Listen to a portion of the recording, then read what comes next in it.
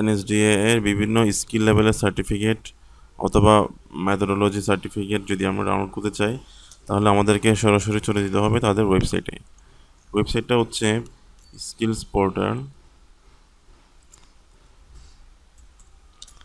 লিখলেন, এই যে প্রথমে যেই ওয়েবসাইটটা আসছে সেটাই skillsportal.gov.bd।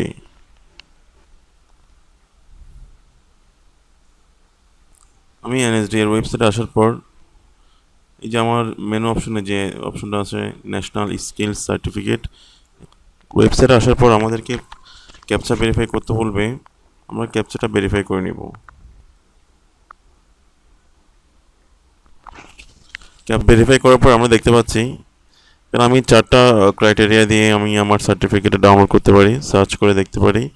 প্রথম হচ্ছে আমার রেজিস্ট্রেশন নাম্বার। আপনি যে এসটিপি থেকে অ্যাসেসমেন্ট দিয়ে থাকবেন সেই এসটিপি আপনাকে একটা রেজিস্ট্রেশন কার্ড প্রোভাইড করছে, ওইখানের মধ্যে একটা রেজিস্ট্রেশন নাম্বার আছে। ওই নাম্বারটা দিয়ে এখানে সার্চ করে পাওয়া যাবে, অথবা এখানে মোবাইল নাম্বার অথবা এখানে ইমেল অ্যাড্রেস আছে, বা একটা সার্টিফিকেট সিরিয়াল নাম্বার। তো আমরা নর্মালি যে মোবাইল নাম্বারটা প্রোভাইড করি সেটা দিয়ে সার্চ করে বের করা যায়।